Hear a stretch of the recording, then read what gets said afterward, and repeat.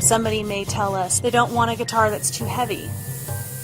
Rarely somebody will tell us that they want a guitar that's the heaviest one we've ever built. Every curve, every part of the shape, the types of strings, what types of woods, the spacing of the fingerboard, what types of electronics, knobs and controls. If you tell somebody that you're going to make them their dream guitar, you really need to listen to exactly what their dreams are. My name is Micah Thomas. We're at Alembic Guitars, and we make custom electric guitars and basses. There's about 20 to 30 different types of wood that we use regularly. This is a big, heavy chunk of cocobolo. It's a type of rosewood, and it really has a beautiful sound. We joke around and we say that it's the nicest thing you can do to a guitar is to make it out of cocobolo. This is from Africa. This is a wood called sedua. And it sounds especially good on bass guitars. We really like the way it sounds. These interesting woods contribute to the sound of the instrument. Each species of wood has different density, will give a different tonal characteristic to the sound. If a musician has a particular idea for the type of sound that they want, we choose the materials for that type of a sound.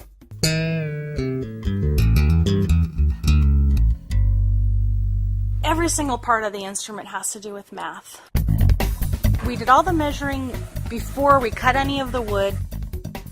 We figured it out, recorded it on the work order. Then we could cut each piece with confidence knowing that it's going to fit together when we're finished gluing everything together.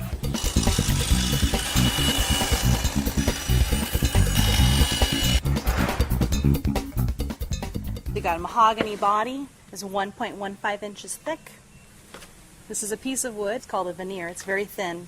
The next layer here is maple, and then the final layer is the walnut, and that's going to be 0.25 inches thick.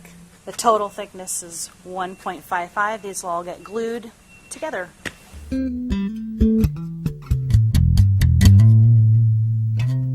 After they're glued together, it's still pretty rough.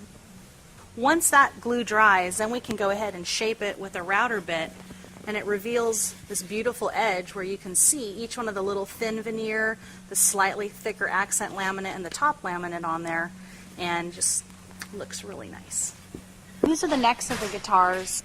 It's got the peg head shape and the neck shape, just all roughly in there. These two little pieces on the sides called the ears, and that's where the actual tuning keys for the guitar are going to live later. This setup here is how the body gets actually glued onto the neck. They make a form that follows the same shape as the guitar, and the pressure from the pipe clamps is going to hold the glue in place until it dries. While we're building the body and the neck, the fingerboard is being made separately at the same time. And it's already been cut with these slots where the frets are going to go. Each fret is a different note that you can play on a string. But the position of them is really important in particular. When you're playing a guitar, you would push down on the string would rest on the fret, making the string shorter. Every time you make the string length shorter, the pitch is going to be higher. That's how you divide a string in order to make a musical tone.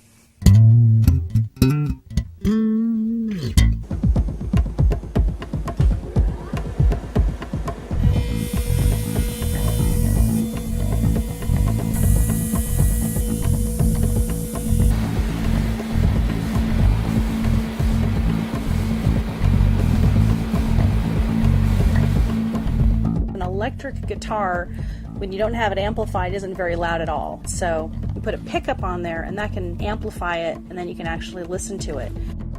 The whole reason that the pickup works is that the strings are made of steel and they can be magnetized. The pickup has its own magnetic field, and when the string vibrates within the pickup's magnetic field, it can pick that up, take that physical motion and transduce it into an electrical signal, and that's what a pickup really is called, as a transducer.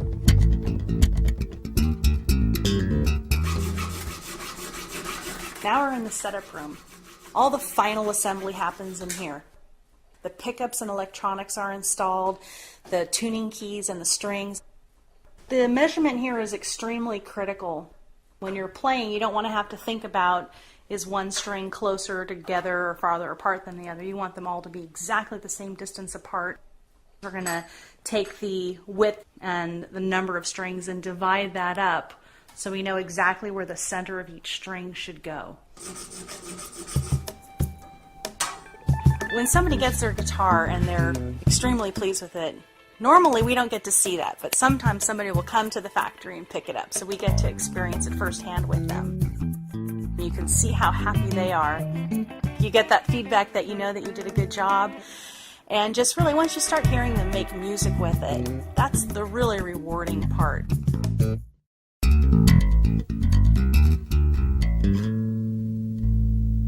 It's just great.